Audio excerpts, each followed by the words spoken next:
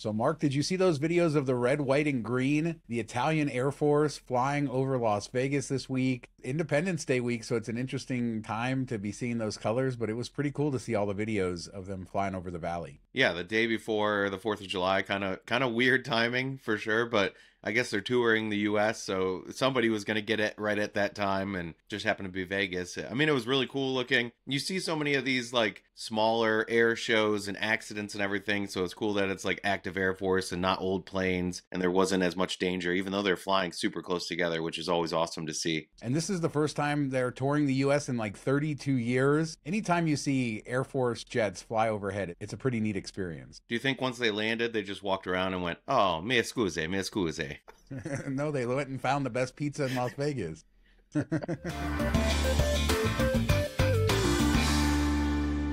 with F1, the big question has been who actually owns the streets and the sidewalks and everything. People say that these companies just sort of step on us. And it's interesting because the Sphere had the draft last week and LV Sports Biz was there covering it.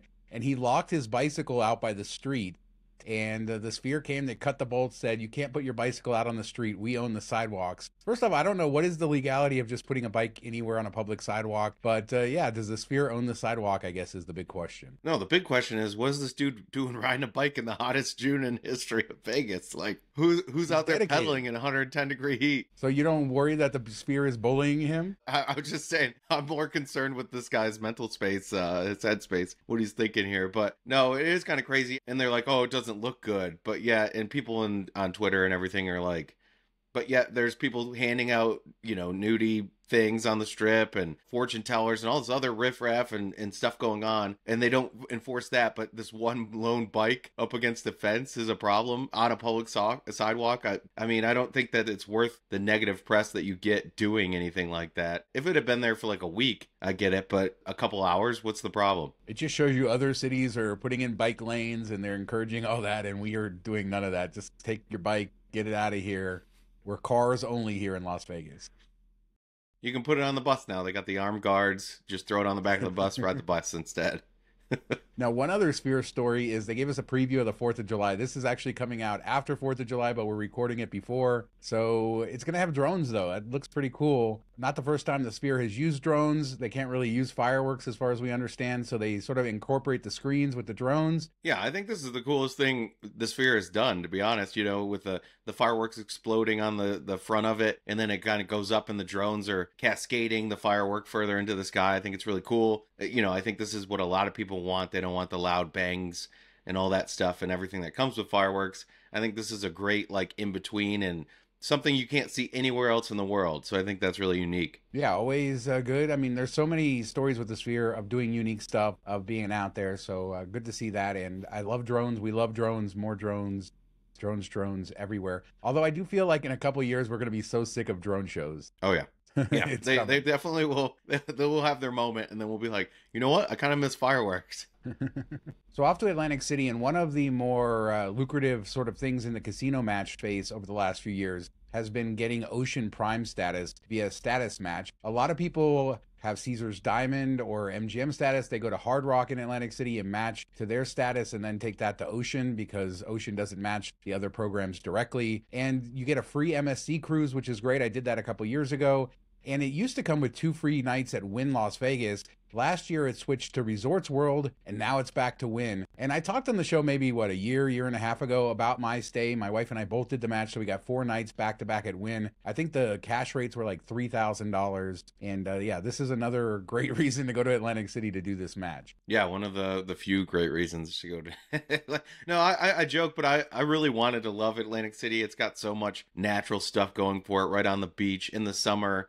Beautiful views of the ocean, especially when the Diamond Lounges were up and running. Like Bally's had a cool view from their round end of the bar. It was like a straight bar with a little circle at the end. It was such a unique experience. I just wish like the boardwalk had a little bit more going on, and they really, I know it's such a seasonal business there that you're not going to get, enough investment, but it would be cool if it could. And this is a great reason if you live on the East Coast or even like Midwest, Southeast, you can get to, a cheap flight, get you a couple nights at Wynn. And if you go with your partner, spouse, whatever, get a couple more nights. Like you said, thousands of dollars. It could add up, spending a couple $100, gamble a little bit, check out Atlantic City. or you can drive if you live in Philly and stuff like that. So I think it's worth going. If you've done it before, you probably can't do it again. That's the downside. But if you have never gone to Atlantic City, definitely worth considering. I believe the rule is as long as you haven't done it in the last 18 months, you can do it again. So we do know people who have done it multiple times. And yeah, you're also getting the cruise. Don't forget about that. So if you have a spouse and the two of you can go, you can get 2 free cruises. The Wynn nights doubled up. It's pretty good. And I just wish it was easier to get to Atlantic City from Las Vegas, and I would go, but it is a long flight and a lot to go through. I think they also give you some free nights, although you can't book them right away, and then some free play as well. So you're definitely doing pretty well there if you go and do this match. And I'm surprised it's lasted this long, but it must be doing really well for Ocean considering it's been going on for years. And the information about the matches has been out there for a while. I'm definitely surprised because I'm sure they're having to pay. It's not like it's an MGM property and they're just giving you a free room at another MGM property. Like, they're probably having to pay a good chunk of this just to get you in the door. And we know a lot of people that have done it just for the match. And I don't see a lot of people just continuing to go back to Atlantic City after this, but maybe they're getting enough from people that live in the area and frequent Atlantic City to switch over to there. And if you do the Hard Rock match, we used to get free play. I think it was like $75 several years ago when I did it per person. So maybe you can still get something like that. $25 in food comps. Definitely check out what else there is in Atlantic City while you're there. And you can maybe pay for your trip through all this stuff and then get the Wynn nights for free too. And great people watching, as Mark said. Incredible people watching out there in Atlantic City. So let's move back to Las Vegas into the Strip. And we got some site plans for Hard Rock Las Vegas, the conversion to Mirage. And it gives us a little bit of a better idea on exactly what's happening, including the renovation of the theater. And the fact that it seems like the pool area has grown to sort of take over where the dolphin habitat and the secret garden were. Yeah, I think that was the biggest takeaway I had from this is, one, they're using the maximum amount of space that they have. Like, the footprint is completely taken up, where Mirage kind of had some stuff that wasn't a big moneymaker. They maybe weren't maximizing the area, and it looks like Hard Rock's going to do that. And two, the pool area, you know, we always talk about the Hard Rock pool area before. I know it wasn't the same company, but that's what they were known for. Virgin came in and kind of shrunk down the pool, and everybody was sad about that. It looks like we might be getting, you know, a really cool pool, maybe something similar to what we saw over there, and maybe live up to the Hard Rock name in Vegas, even if not the same owners. They're going to put a lot into the pool. It just looks like a massive area with a ton of stuff going on. And we've talked before about the pools in Florida, specifically at their Hollywood, Florida property, which are just amazing. I'll show a video right now for everybody to see what they look like. This is a big emphasis for these properties, and this is good news, because we knew they were going to build a new pool by the Guitar Tower, but this seems to be for the rest of the resort. And Mirage already had a great tropical pool, very old school, and we lost Tropicana's big old school pool, and I feel like this is going to be one of those pools everybody goes out of their way for in Vegas. So hopefully they do something special there, make it stand above the rest. Yeah, what was the thing at the old Hard Rock on Sunday? Was it like rehab or something that they had? They filled it with people, and everybody always had a great time, and people would pay to get into the pool even if they weren't staying there. Something along those lines. That was like an epic party every Sunday. They were bringing in like industry people and everything like that on their day off. So hopefully they tap into that a bit and open something up like that. Yeah, I have a feeling they're going to do great with the pools, and looking forward to that. But this is very interesting to see these new site plans, and yeah, everything's happening quickly. Just a couple weeks till they close their doors for good. As a reminder, we have our Patreon. $5 a month gets you access to our weekly after show. Lots of fun behind the channel, more into Vegas. Patreon.com/MTM Vegas for all of the information. Thanks to everybody who supports us over there. So it's funny how the algorithms work, and this video isn't brand new, but it is from Golden Steer, and it's $1,000 worth of lobster tails, and it looks glorious. And I saw this video, came across, decided to put it for the show notes, and then another video from Las Vegas Phil came up into my algorithm on YouTube showing another giant thing of lobsters from Golden Steer. So I don't know if it was the same meal and they were like an influencer meal where they were doing it. Either way, these look delicious. It looks super impressive. I love lobster. That's huge. I mean, I had lobster when we were there. It was really good. But when they grab it with their hand and dip it in the butter and slop it all over the place, it makes it kind of gross. I don't know. They could have cut out the end of that video. It would have been great. But what do you think's better? A briefcase full of $100 steak for $1,000, or like a whole tray of lobster for $1,000? I mean, is that even a question? I mean, that lobster for $1,000, I'll take it every day, especially at Golden Steer with the atmosphere and stuff, not having the nightclub Miami atmosphere. Although Poppy Steak does look cool, you know, definitely different things. You have an old school steakhouse atmosphere versus modern Miami lobster every day. Yeah, I think if you're in like party mode, Poppy Steak's gonna be a good time, a lot of fun, and it seems like they do several briefcases a night, so you're gonna get to see that at least once if you're sitting there eating dinner, I would imagine, especially on the weekends. But Golden Sea are just so unique and so old school, so cool, and then seeing them wheel this cart, it's just so much lobster, it's crazy. One other quick food related story is Crown and Anchor on Tropicana, that pub. We've talked about it before. There is another location on Spring Mountain that's still open, but it just suddenly closed. The one on Tropicana did. Great fish and chips there. Been around, I think, for over 30 years. And we don't really know why they closed, but they did. And I know a lot of people who visited love to go there, just a little bit off the strip. Yeah, and I think it was always on the list of like best deals for lunch and stuff like that. Do a little bit of gambling, get a discount and everything. So sad to see it go. Hopefully it's just temporary. I don't know. It's kind of weird that it would just happen like that.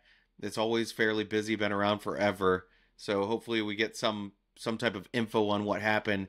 Maybe somebody can resurrect it, but at least there's still one open, but I know that was a really popular spot. What wasn't a popular spot is the entrance outside Mandalay Bay. I liked it. Specifically Valley of the Falls. You know, we've seen over the last, few years, New York, they took out all the water and put in grass, and then Excalibur took out the water and put in rocks. And it seems like the entrance to Mandalay Bay is dried up now. In fact, they changed the name to Enchanted Garden, so you don't think that there's any water or falls anymore. And you can tell there used to be falls, so it just looks kind of terrible. Yeah, I mean, this is just MGM being cheap again, you know? We've seen this. This is cost cutting. I know it's not as big as it probably was when it came out. Not as many people walk along the strip there. They probably go from inside Luxor or take the tram over. But it was really cool and unique. And, you know, we've talked about how we don't get any of that. Like anything that adds to kind of like the magical experience of Vegas has been taken out, one by one. And MGM's basically systematically dropping these everywhere they can. So this is definitely to cut costs, save a little bit of money. It doesn't look great. They could have done better. I mean, looks like they threw in like 6 plants from Lowe's and they're going to die soon. And that's that, and call it a day. And there's wet walls with like moss growing on it from the water. But hey, let's just leave that there like that. I don't know. It's just, it feels cheap. If they could have built retail out there, then everything would have been good. Foreshadowing a later story. But yeah, I mean, this is sort of the death of the strip side attractions on those hotels. Excalibur had the Merlin and the whole show out there by the water. Long gone. The Sphinx had its laser show and stuff. And so this was built in a time where there was more pedestrian traffic. And as you said, most people are not getting to Mandalay Bay via the strip anymore. This is sad. I don't know. It doesn't look good. If it looked good, then I would be like, yeah. Maybe they'll paint the rocks, so you don't see the water. I don't know. Maybe they'll do something to make it better. But right now, this isn't working. Yeah, I'm glad, when I was staying at the Luxor a couple trips ago, I'm glad I made a point to walk outside, to walk through that, because I hadn't done it in several years. So I got to see it one last time. And it was really nice. It was cool, beautiful. There's only like 2 or 3 other people out there. That's something that we forget to take advantage of while it's there. And then one day they just take it away without saying anything. So do that each trip. If there's something you haven't seen in a while, go see it, because with the way Vegas is changing, you never know when they're just going to flip the switch and turn it off. Especially if it involves water, it seems, because anything that involves water is in trouble, except for maybe the Bellagio fountains. I think that's all we'll be left with in the end. Yeah, another one bites the dust. This one is exciting. I got my Aces shirt on, and they just had the largest attendance of any WNBA game since 1999. The game was at T-Mobile Arena, so this was moved there pretty early on when the ticket sales were happening. They played the Indiana Fever, which is Caitlin Clark, and yeah, over 20,000 people attended the game. Yeah, it's pretty bizarre to see, what Caitlin Clark has done for ticket sales and everything. I mean, their team's not very good. You wouldn't think that people would sell out stadiums to watch like an okay team, not great team play, even though the World Championship, the Aces, it is something that you just wouldn't expect it to fill up. Maybe be full in their normal stadium, but not sell out an arena that is probably more tickets than a lot of NBA playoff games sold, which is kind of crazy for a Tuesday night regular season game. Cool to see, and I'm glad that they were able to move it and make it work, and everybody probably had a great time. Something unique. We're kind of witnessing something we haven't seen maybe since like Michael Jordan when he first came into the league, and kind of the explosion that happened to the NBA after that. One other story with this is Mark Davis. He bought this team being dumped by MGM. MGM didn't want it anymore. wasn't doing well with it. He bought this team. Not only do they have the championships, now they're selling 20,000 seats in T-Mobile Arena. I mean, you got to give Mark Davis credit for taking this team and making it into a very profitable franchise for himself, and getting Tom Brady to invest. A pretty interesting story from the business perspective as well. Yeah, I mean, he's a horrible NFL owner, but he's a good WNBA owner.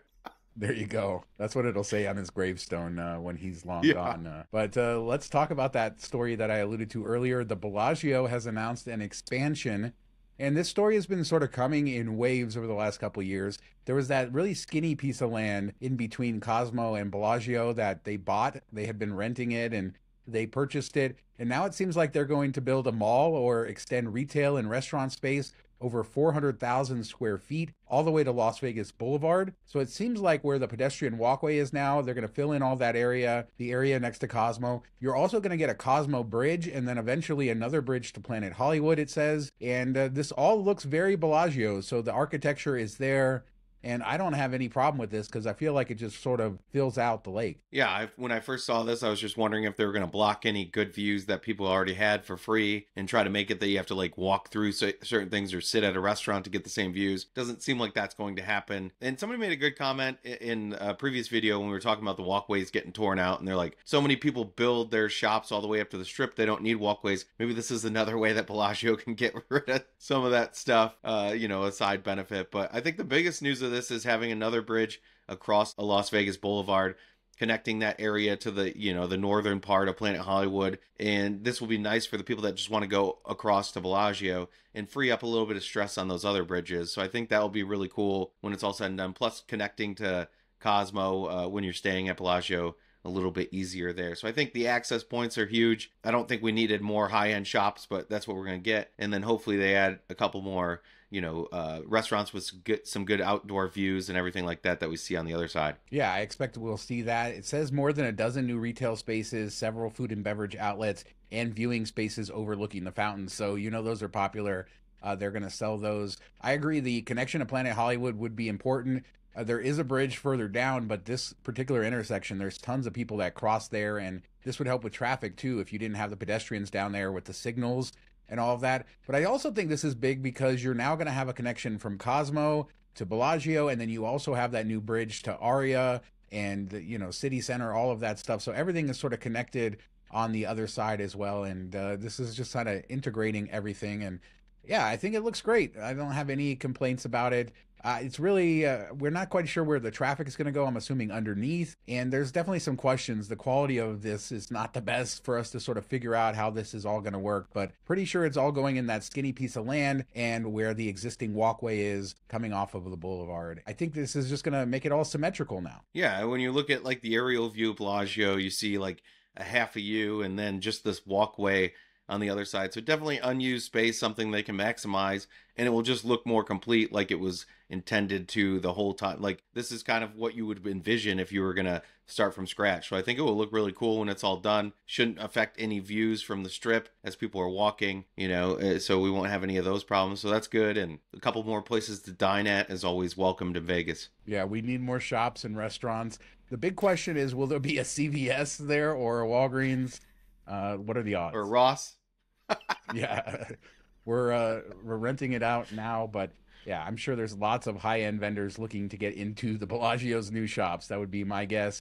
And let us know what you guys think about these renders and this new change at Bellagio, what they're doing there. Do you think this is a good idea? Is it a bad idea? Losing the stuff over at Mandalay Bay, everything else we talked about. Should they cut your bike lock over at the Sphere? Hit us up in the comments. We do 2 shows a week, Tuesdays and Fridays, and we'll be back in a couple days with another show. Thanks so much for watching. We're so close to 50K. Help us out. Subscribe. Talk to you next time. Hope everybody had a safe and happy 4th. Have a good weekend.